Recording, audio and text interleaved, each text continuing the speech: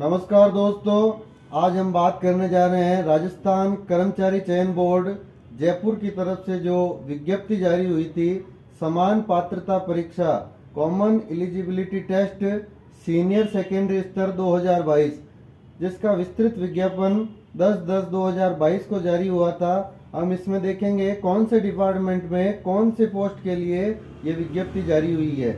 सबसे पहले राजस्थान वन अधीनस्थ सेवा, इसमें वनपाल की पोस्ट, रेंजर की पोस्ट के लिए राजस्थान अल्पसंख्यक मामलात अधीनस्थ सेवा में छात्रावास अधीक्षक हॉस्टल सुपरिटेंडेंट की पोस्ट के लिए राजस्थान सचिवालय सेक्रेटरिएट में लिपिक ग्रेड सेकंड के लिए राजस्थान अधीनस्थ कार्यालय में कनिष्ठ सहायक के लिए राजस्थान लोक सेवा आयोग कार्यालय में लिपिक ग्रेड सेकंड के लिए राजस्थान आबकारी विभाग में जमादार ग्रेड सेकंड की पोस्ट के लिए और राजस्थान पुलिस में कांस्टेबल पद के लिए समान पात्रता परीक्षा के संबंध में सामान्य दिशा निर्देश देखेंगे हम कि ये समान पात्रता परीक्षा केवल मात्र एक परीक्षा है।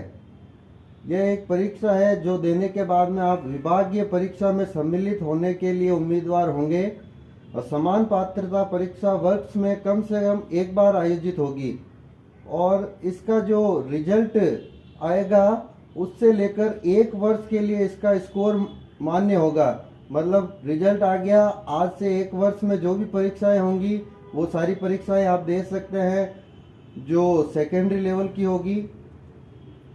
आगे देखेंगे हम बोर्ड द्वारा उन समस्त अभ्यर्थियों के अंक जो समान पात्रता परीक्षा में उपस्थित हुए प्रकाशित किए जाएंगे।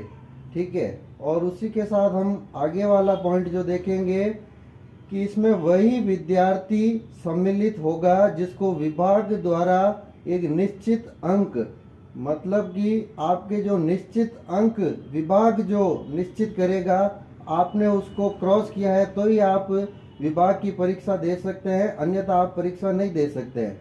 मतलब जो विज्ञप्ति में जारी जो पद हैं उनसे 15 गुना अभ्यर्थी जो है वो विभाग लेगा और अगर आप उसमें सम्मिलित हैं तो आप विभाग की परीक्षा दे सकते हैं, अन्यथा आप परीक्षा नहीं दे सकते। और इसमें परीक्षा देने के लिए कोई प्रतिबंध नहीं है। आप अपने अंकों का सुधार करने के लिए एक से अधिक बार आप जितनी बार चाहें दे सकते हैं और अपने अंकों का सुधार कर सकते हैं। और इसमें यह भी है कि आपके वही अंक सम्मिलित किए जाएंगे जो आपके उच्चतम अंक होंगे। और आगे हम देखते हैं ऑनलाइन आवेदन की प्रक्रिया, मतलब अपने को ऑनलाइन आवेदन कैसे करना है।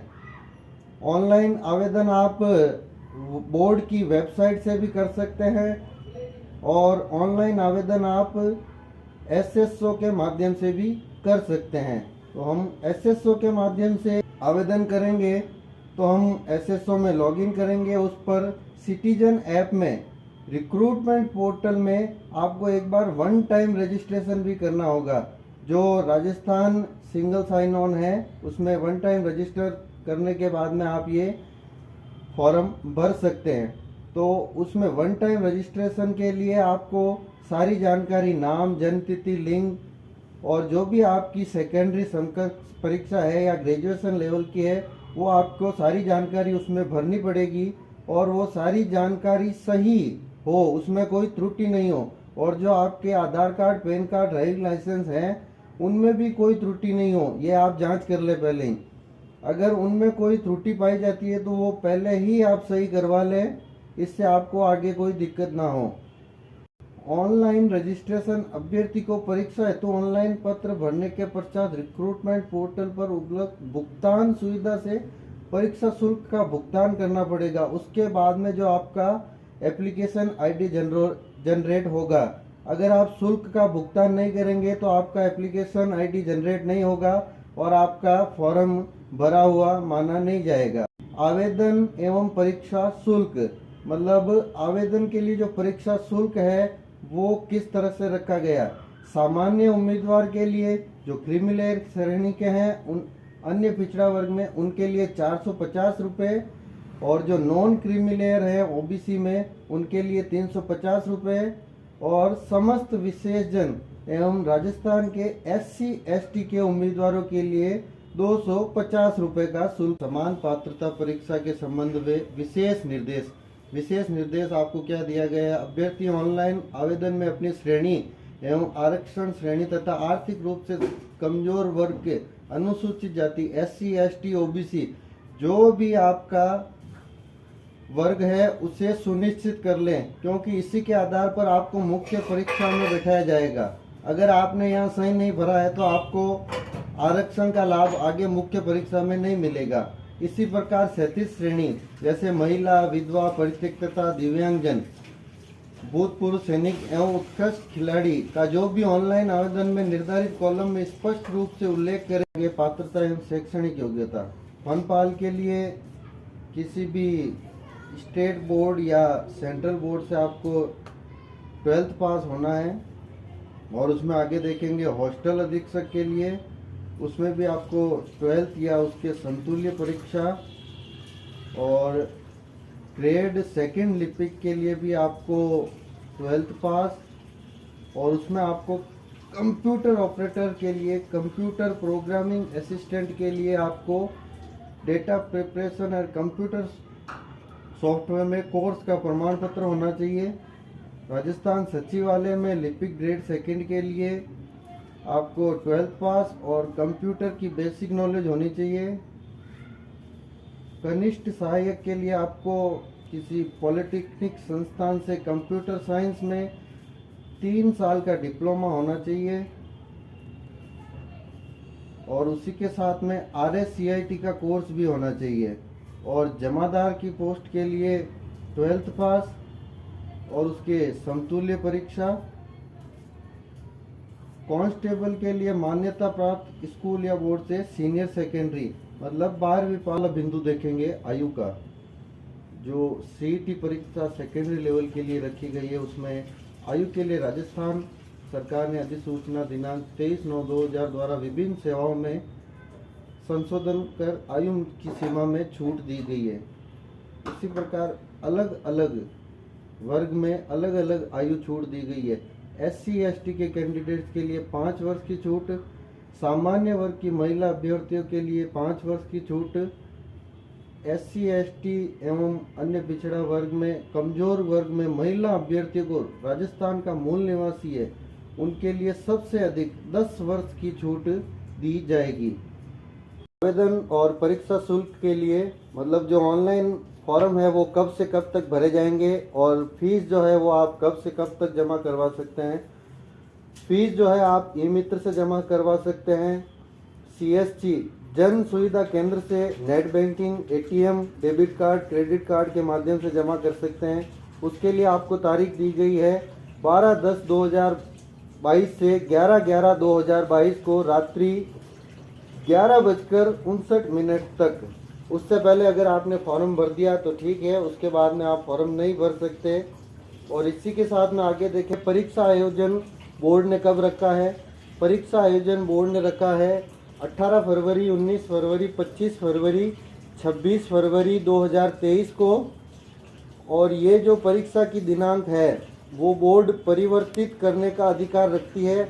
यदि परीक्षा एक से अधिक चरणों में आयोजित की जाती है तो नॉर्मलाइजेशन की कार्रवाई की जाएगी।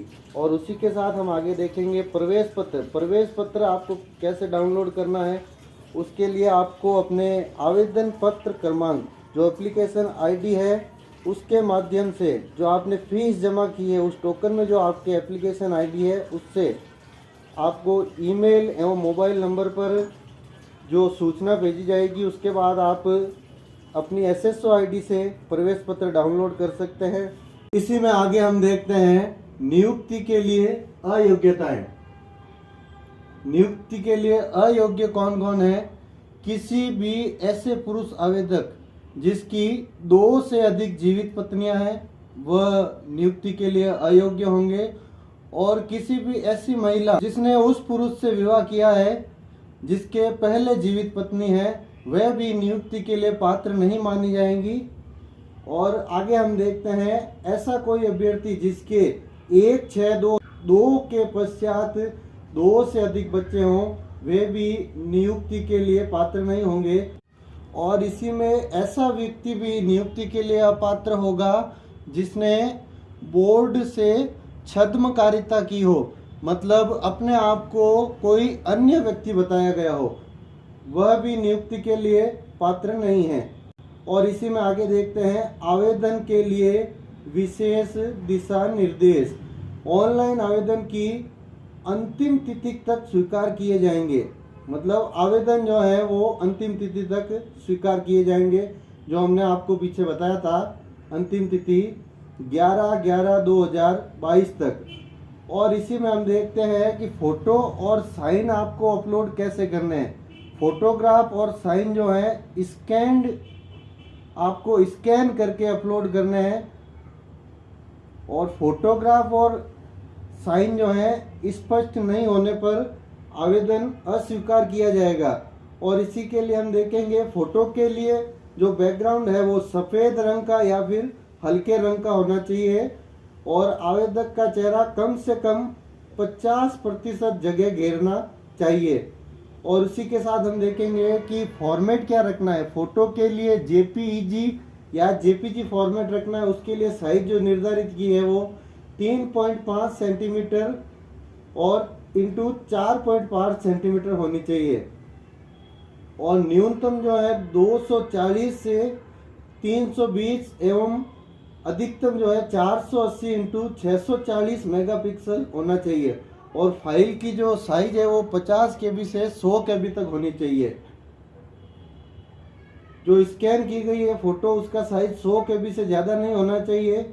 और साइन जो है वो A4 साइज वाइट कलर के पेपर पर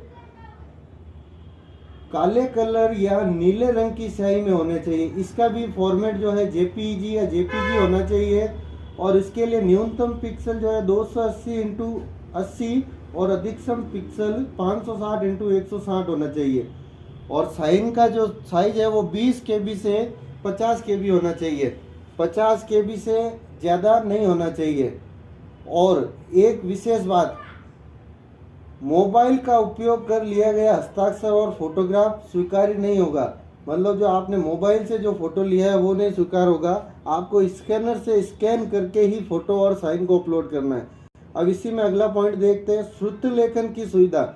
मतलब आपको श्रुत लेखन के लिए लिखने के लिए एक जो व्यक्ति जो अधिकृत किया जाएगा वो किन के लिए होगा, जो नेत्रहीन है, ब्लाइंड हैं, उनके लिए न्यूनतम जो 40% निदृष्टिता, मतलब दृष्टि निशक्तता जो 40% से न्यूनतम है उससे अधिक होगी तो ही आपको श्रुतलेख के लिए एक व्यक्ति अधिकृत किया जाएगा, अन्यथा आपको स्वयं ही एग्जाम पेपर लिखना पड़ेगा।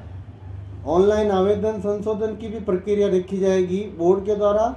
संशोधन हेतु ऑफलाइन कोई प्रक्रिया नहीं होगी, कोई प्रार्थना पत्र स्वीकार नहीं किया जाएगा। इसके लिए आपको ऑनलाइन ही सबमिट करना पड़ेगा, और उसमें आप अपना नाम, पिता का नाम, जन्म तिथि, लिंग के अतिरिक्त सब जो है वो संशोधित कर सकते हैं जिसमें आपको त्रुटि पाई गई है, लेकिन आप अपना नाम, पिता का नाम, जन्म तिथि एवं लिंग जो है वो आप संशोधित नहीं कर पाएंगे। और इसके लिए जो आपको शुल्क भी देना पड़ेगा वो है 300 रुपये देकर ऑनलाइन आवेदन में संशोधन कर सकते हैं। 7 दिन के भीतर आपको ये करना होगा। इसी में हम आगे देखेंगे आवेदन में गलत सूचना प्रस्तुत करना और अनुचित साधनों की रोकथाम। मतलब आप आवेदन पत्र में कोई गलत सूचना प्रस्तुत करते हैं तो आपको नियुक्ति के लिए अयोग्य माना जाएगा, और अगर आप परीक्षा केंद्र पर अनुचित साधन का प्रयोग करते हैं तो केंद्र अधीक्षक जो आपके साथ उचित कार्रवाई कर सकता है, मतलब आपके खिलाफ संवैधानिक कार्रवाई हो सकती है अगर आप गलत साधनों का प्रयोग करते हैं। देखते हैं समान पात्रता परीक्षा हेतु परीक्षा की स्कीम एवं पाठ्यक्रम। पाठ्यक्रम जो है वो विषय विवरण, राजस्थान का इतिहास, कला, संस्कृति, साहित्य, परंपरा एवं विरासत, उसी के साथ भारत एवं राजस्थान का भूगोल, राजस्थान पर विशेष बल के साथ भारतीय राजनीति व्यवस्था, राजस्थान की अर्थव्यवस्था, दैनिक विज्ञान, तार्किक विवेचन एवं मानसिक योग्यता, सामान्य हिंदी, जनरल इंग्लिश, कंप्यूटर का भी आपको ज्ञान होना चाहिए, और उसी के साथ करंट अफेयर्स। इसमें आपको 150 प्रश्न दिए जाएंगे और उनके कुल अंक होंगे 300 और उसमें आपको समय मिलेगा 3 घंटे। इसमें सभी प्रश्न जो हैं वो MCQs होंगे और इसमें नेगेटिव मार्किंग का कोई प्रावधान नहीं रखा गया है और सभी प्रश्न जो होंगे वो सीनियर सेकेंडरी लेवल के होंगे। आगे हम बात करेंगे पाठ्यक्रम के ऊपर, विस्तृत पाठ्यक्रम के ऊपर, मतलब आपको राजस्थान का इतिहास, कला, संस्कृति, साहित्य, परंपरा में क्या क्या पढ़ना है।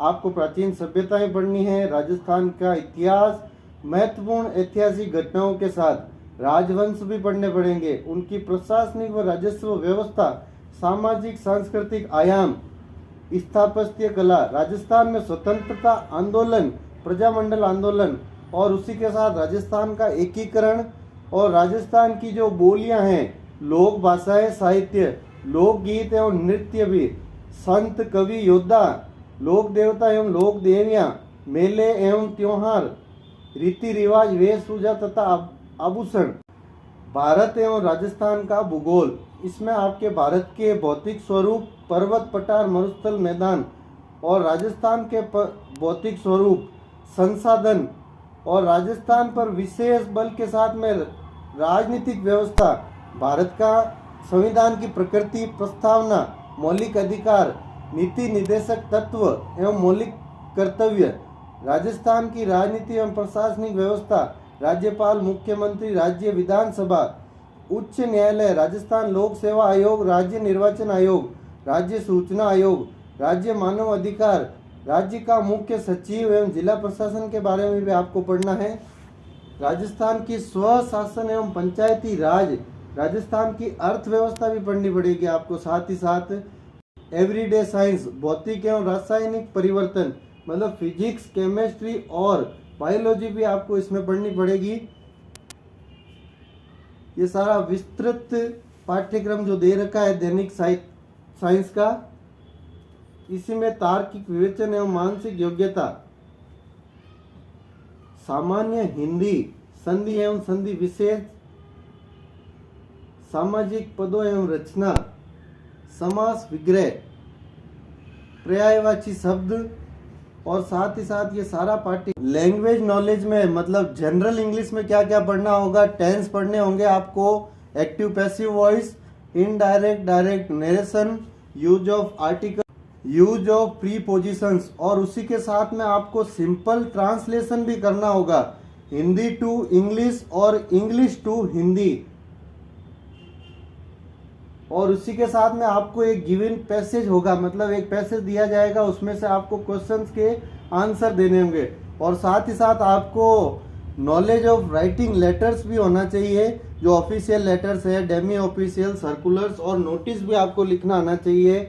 इसमें आपको बेसिक कंप्यूटर नॉलेज भी होना चाहिए, कैरेक्टरिस्टिक्स ऑफ कंप्यूटर और कंप्यूटर के जो RAM, ROM, file system, input output device के बारे में। इसी के साथ MS ऑफिस भी आपको ध्यान में रखना होगा। और साथ ही में समसामयिक घटनाएं, मतलब जो करंट अफेयर्स है उसमें राजस्थान, भारत और इंटरनेशनल जो इम्पोर्टेंट जो समसामयिक घटनाएं और मुद्दे हैं उनके ऊपर, और वर्तमान में जो चर्चित व्यक्ति हैं, स्थान हैं और जो संस्थाएं हैं उनके बारे में भी आपको पूछा जाएगा। और खेल कूद की गतिविधियों के बारे में भी आपको पूछा जाएगा। और आगे की किसी प्रकार की जानकारी के लिए आपको बोर्ड की वेबसाइट को समय समय पर देखना होगा, उसी पर आपको आगे के दिशा निर्देश दिए जाएंगे, जैसे कि परीक्षा की तिथि, एडमिट कार्ड और बाकी सभी सूचनाएं।